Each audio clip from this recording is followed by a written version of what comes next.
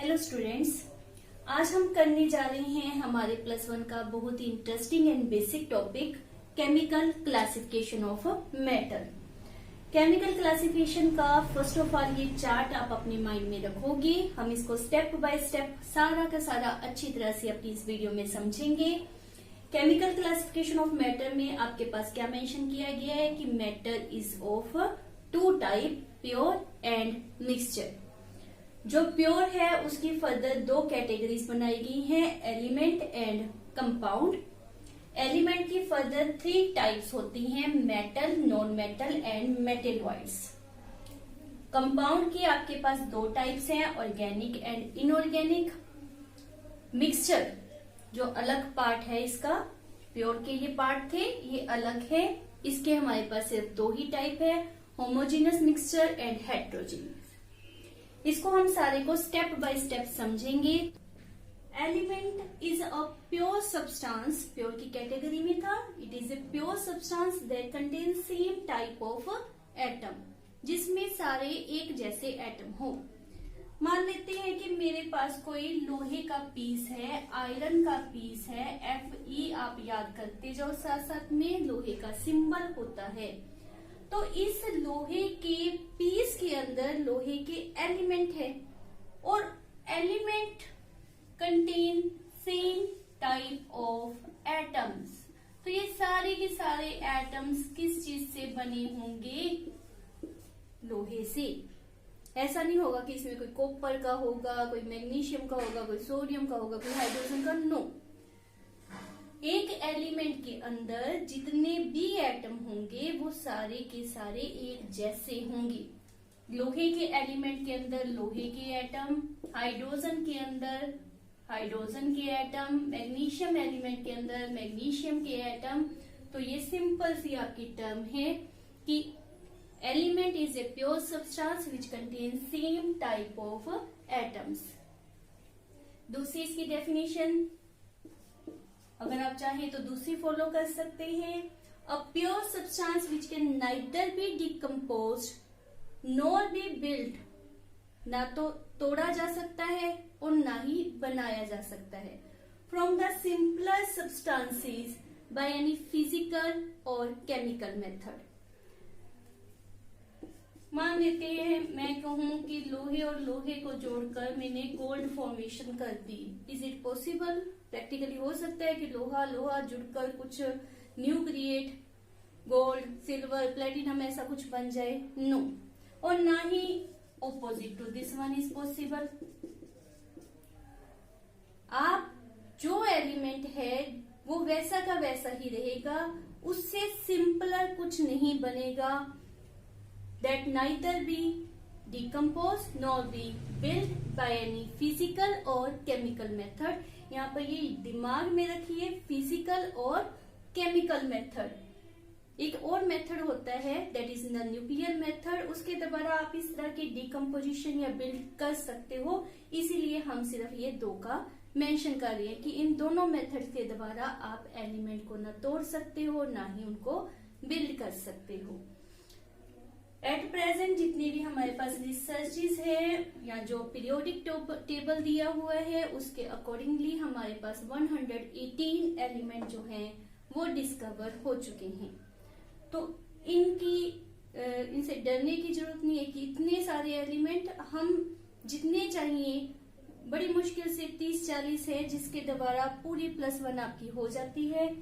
तो 118 एलिमेंट जो हैं वो डिस्कवर हुए हैं। साथ साथ में सिंबल याद करते जाओ बेटा, आपको बहुत इजी लगेगा। नेक्स्ट है हमारे पास टाइप्स ऑफ एलिमेंट। तो एलिमेंट्स के हमारे पास 3 टाइप हैं, बहुत ही simple, metal, metalloid and non metal. Metal के बारे में आप बहुत अच्छी तरह से जानते हो, लोहा, सोना, चांदी, पित्तल, कोई भी आप एग्जाम्पल यहाँ पर ले सकते हो। तो उनमें क्या गुण होते हैं वो यहाँ पर हम मेंशन कर रहे हैं। First of all they are solid, they are generally solid in nature.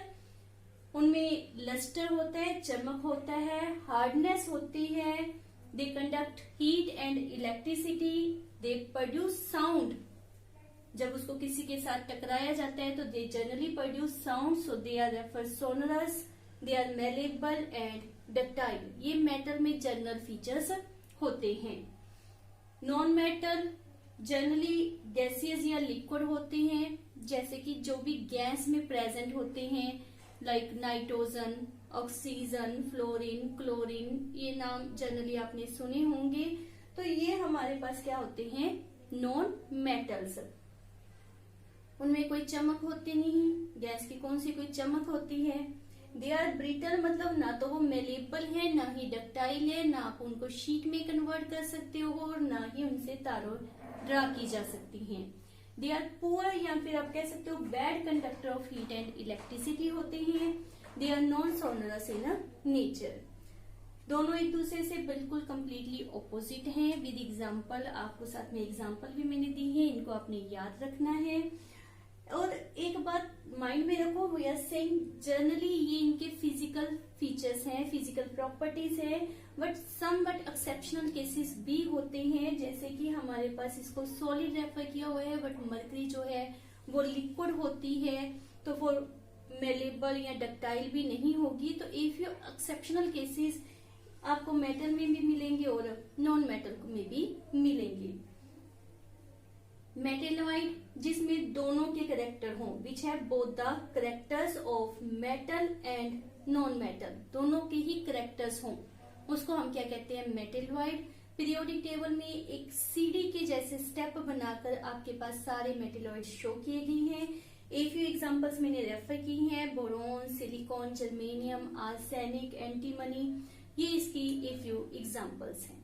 ठीक है। कंपाउंड, कंपाउंड यौगिक क्या होता है, a substance is made by union of two और more elements in definite proportion by wait.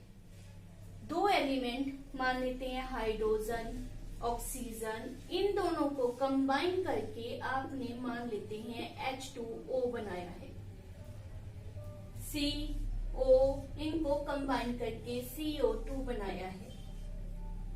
तो ये हमारे पास क्या है, कंपाउंड। कोई भी सब्सटेंस जिसमें दो या दो से ज्यादा एलिमेंट प्रेजेंट है। बट स्पेसिफिक जो अंडरलाइन किया हुआ है, स्पेसिफिक हमने इसके ऊपर ध्यान देना है कि इसमें ये नहीं होता कि जितनी मर्जी हाइड्रोजन डाल लें, जितना मर्जी ऑक्सीजन डाल लें, उनका एक डेफिनेट प्रपोर्शन होना बहुत ही जरूरी है। तो यहाँ पर डेफिनेट प्रपोर्शन किस तरह से है, हमारे पास वाटर है, वाटर में हमारे पास मास कितना होता है हाइड्रोजन और ऑक्सीजन का, वो हम यहाँ पर मेंशन कर रहे हैं। बहुत ही अच्छी तरह से आपने पहले से ही केमिस्ट्री में पढ़ा हुआ है।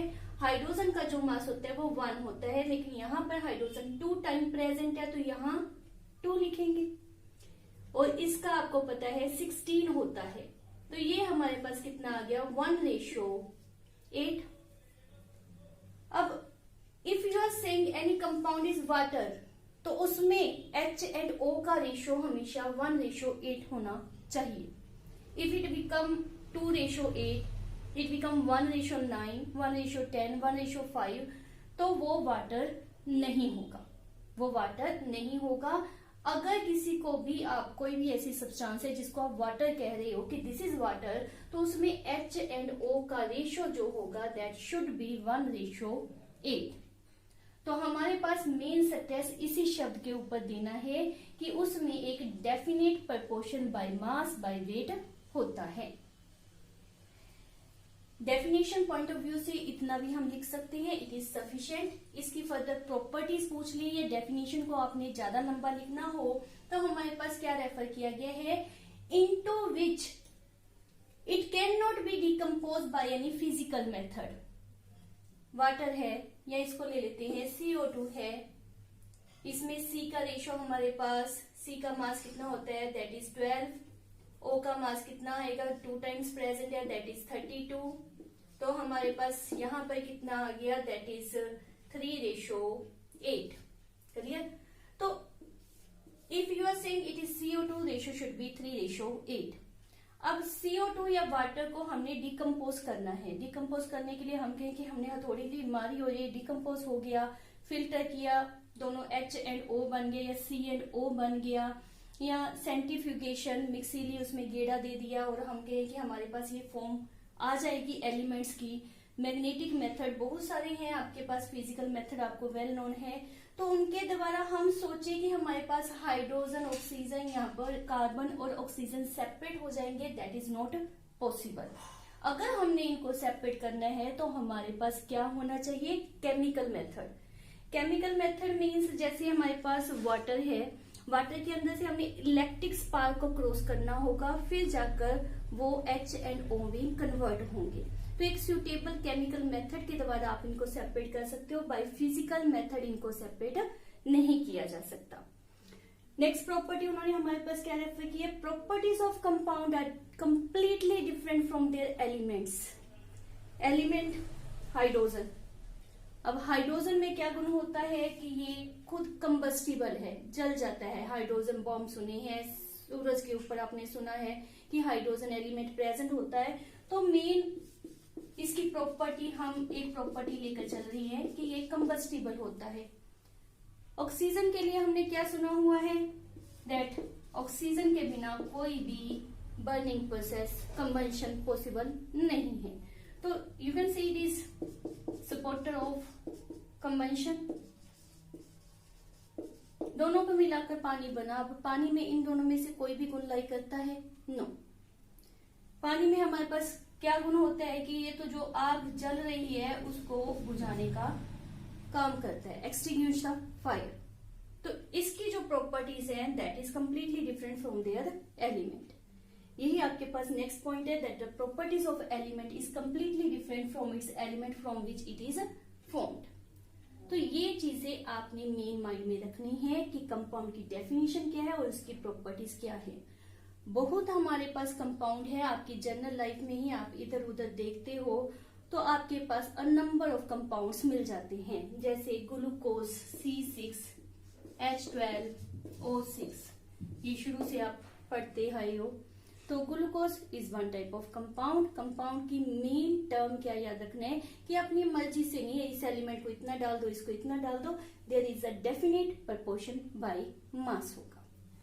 नेक्स्ट हम कर रहे हैं टाइप्स ऑफ कंपाउंड। तो कंपाउंड हमारे पास दो टाइप का है, organic compounds and inorganic compounds. बहुत सिंपल से इनकी डेफिनेशन दी हुई है। ऑर्गेनिक कंपाउंड वो कंपाउंड होते हैं जो आपको लिविंग सोर्सेज से ऑब्टेन होते हैं, प्लांट से, एनिमल से, उनको हम क्या कहते हैं, ऑर्गेनिक कंपाउंड्स। कार्बोहाइड्रेट, फैट, आप इसकी एग्जांपल्स दे सकते हो। And the compounds which are obtain from non living one, which are obtain from non living one, उन्हें हम क्या कहते हैं, इनऑर्गेनिक कंपाउंड्स। जैसे कि सार से, मिनरल से, रॉक से जो ऑब्टेन हो उनको हम कहते हैं inorganic compounds. NaCl, CaCl2, CaOH twice, NaHCO3, बहुत से हमारे पास इनऑर्गेनिक कंपाउंड्स है जिसके बारे में आप फर्दर भी स्टडी करोगे। दूसरी एक और डेफिनेशन आपके पास मेंशन की हुई है, आप वेदर वो भी लिख सकते हो। क्या लिखा गया है हमारे पास कि हाइड्रोकार्बन, हाइड्रोजन और कार्बन दोनों से मिलकर जो कंपाउंड बनते हैं उनको हाइड्रोकार्बन कहते हैं। तो compounds of hydrogen and carbon and their derivative, मतलब ये दो एलिमेंट, उनके साथ नाइट्रोजन, ऑक्सीजन, फ्लोरीन, क्लोरीन, कुछ भी इस तरह के एलिमेंट लगे होते हैं, तो उनकी स्टडी को हम क्या कहते हैं, उन कंपाउंड्स को हम क्या कहते हैं, ऑर्गेनिक कंपाउंड्स। और इनको छोड़कर जो अदर एलिमेंट से बने हुए कंपाउंड्स होते हैं उनको हम कहते हैं इनऑर्गेनिक कंपाउंड्स।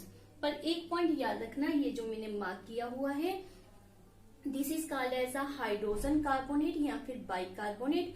इनकी जो स्टडी है वो इनऑर्गेनिक में आती है, तो ये एक इनऑर्गेनिक कंपाउंड है, इसको ऑर्गेनिक कंपाउंड आपने मेंशन नहीं करना। नेक्स्ट है हमारे पास मिक्सचर। मिक्सचर जिसके बारे में आपको बताने की भी जरूरत नहीं है, आप अपनी डेली लाइफ में बहुत बार देखते हैं, बहुत बार बनाते हैं, तो इसके बारे में आपको इजीली समझ भी आ जाएगा, आप ऑलरेडी इसके बारे में जानते ही हो। They are saying it is combination of 2 और मोर एलिमेंट्स भी हो सकते हैं एंड कंपाउंड्स भी हो सकते हैं। उसमें 2 या 2 से ज्यादा एलिमेंट या कंपाउंड की combination in any proportion by weight हो, आपकी मर्जी है। मान लेते हैं मैं बात कर रही हूं कि मेरे पास वाटर है दैट इज 1 लीटर, उसमें मैंने शुगर ऐड की है लेट 200 ग्राम, तो ये मेरा शुगर सोल्यूशन है। But my colleague, my friend, उसने बनाया है 1 लीटर और उसने इसमें 400 ग्राम शुगर को ऐड कर दिया। अब ये शुगर सोल्यूशन है या ये दोनों ही है। इट मीन्स कोई मर्जी आपके पास प्रपोर्शन बाय वेट हो सकता है, ये कंपल्सरी नहीं है कि अमाउंट इज फिक्स, अमाउंट उनकी वेरिएबल हो सकती है। अब इसमें वाटर लिया था हमने और शुगर लिया था, ये दोनों हमने क्या लिए हैं, कंपाउंड्स। मान लेते हैं मैंने इसमें आयरन नेल्स को भी ऐड कर दिया, आयरन नेल्स, समझ रहे हो, तो आयरन नेल्स को हमने ऐड कर दिया या लोहे के पीसीस को ऐड कर दिया कह लो, तो क्या ये मिक्सचर नहीं होगा? है, तो भी मिक्सचर है। तो हमारे पास उसमें एलिमेंट भी आ सकते हैं और कंपाउंड भी आ सकते हैं। देन उसकी प्रॉपर्टीज रेफर की गई है। Properties of mixture is not different from it's constituent, मतलब जिससे वो बना है उससे इसकी प्रॉपर्टीज डिफरेंट नहीं होती, उसके जैसी ही होती हैं, इन बिटवीन लाइक कर रही होती हैं। जैसे सिंपली ले लेते हैं यहां से पानी, पानी का टेस्ट कैसा होता है, tasteless, you can see. Sugar उसमें ऐड कर दी, that is sweet in taste. अब अकॉर्डिंग टू द अमाउंट, इसमें कम अमाउंट ऐड की है तो इसका टेस्ट कम मीठा आएगा, इसमें ज्यादा ऐड की है ज्यादा मीठा आएगा। पर ऐसा तो नहीं है कि इसका टेस्ट साल्टी आने लग जाएगा, नो। तो ये जो सोल्यूशन आपके पास फॉर्म हुआ है उसकी प्रॉपर्टीज किसके ऊपर डिपेंड कर रही है, जिन चीजों से मिलकर ये बना है, कोई डिफरेंट नहीं लाइक कर रही। तो इसी कारण रेफर क्या करते हैं हम कि मिक्सचर की जो प्रॉपर्टीज होती हैं वो उसको बनाने वाले के ऊपर ही डिपेंड करती हैं कि किन एलिमेंट या कंपाउंड से मिलकर वो बना है। Mixture can be separated by any physical method. पानी में नमक घोल के उसको बहुत बार आपने घर में किया है, जनरल से एक्सपेरिमेंट है, गर्म करने रख दिया, सारा पानी इवेपोरेट हो गया, नमक अलग हो गया। तो नमक can be separated from water by the method of evaporation. Filtration कर लेते हैं, ये जो रेत डाल ली हमने पानी में तो फिल्टर किया, रेत आपके पास ऊपर रह जाएगी, पानी नीचे इकट्ठा हो जाएगा। चुंबक बीच में फेंक दे इसके, जो गिलास में हमने आयरन नेल्स डाले थे तो क्या होगा, जो भी आयरन्स के पीसेस होंगे वो चुंबक के साथ बाहर निकल आएंगे। तो these are simple physical method जिसके द्वारा आप मिक्सचर को सेपरेट कर सकते हो। मिक्सचर की दो टाइप्स है हमारे पास, one is homogeneous and second is heterogeneous. Homo शब्द माइंड में रखना, जहां पर भी आ जाए मतलब होता है सेम टाइप, एक जैसे। तो अब ये जो सोल्यूशन आपका तैयार होगा, क्या यहाँ पर ऐसा होगा कि कहीं पर शुगर कम कहीं पर ज्यादा? No, throughout the solution एक जैसा आपको अपीयर होगा, एक जैसा टेस्ट होगा। तो हमारे पास होमो में सेम, जिसमें same composition through out the solution आपको मिली, थ्रू आउट द मिक्सचर आपको मिले, उसको हम नाम क्या देते हैं, होमोजीनियस मिक्सचर। उनका वन फेज होगा, फेज मीन्स फिजिकल स्टेट। अब सारा का सारा या तो लिक्विड होगा या सॉलिड होगा, या यू कैन से एयर में काफी सारी गैसें मिक्स हुई हैं, तो क्या अलग अलग गैस आइडेंटिफाई हो रही है? No, that is a homogeneous mixture. तो सारा का सारा फेज क्या है, gases. These are called solution also. Homogeneous mixture को ही हम सोल्यूशन का नाम देते हैं। नेक्स्ट है हमारे पास हेट्रोजीनियस मिक्सचर, इससे बिल्कुल उल्ट क्या होगा, डिफरेंट कंपोजिशन। अब ये वाला था, इसमें हमने शुगर डाली थी, आयरन पीस डाल दिए, सॉइल डाल दी। अब जितनी मर्जी इसके ऊपर कोशिश करते जाओ, हिलाते जाओ, चम्मच मार लो, गरम कर लो, जो सॉइल है या फिर आयरन है वो अलग अलग आपको अपनी बाउंड्रीज के साथ नजर आएंगे कि यहाँ पर ये सॉइल पड़ी है, यहाँ पर ये आयरन पीसीस पड़े हैं। तो इनमें एक फेज नहीं है, कहीं पर आपको सॉलिड नजर आ रहा है, कहीं पर लिक्विड नजर आ रहा है। तो जिसमें आपके पास डिफरेंट कंपोजिशन हो, एक जैसा फेज ना हो, उसको हम हेट्रोजीनियस मिक्सचर कहते हैं। एग्जाम्पल भी क्लियर होगी आपको। किसी भी ऐसी जो चीजें एक दूसरे में मिसिबल नहीं है, एक दूसरे में घुलती नहीं है, उनके द्वारा जो मिक्सचर बनता है उनको हम क्या कहते हैं, हेट्रोजीनियस मिक्सचर। तो this is all about the chemical classification, whether that is element, compound and mixture. ये आपके सभी चैप्टर में आपको बहुत काम आएंगे, तो इनको अच्छी तरह से आपने लर्न करना है। होपफुली आपको बहुत अच्छा समझ आया होगा।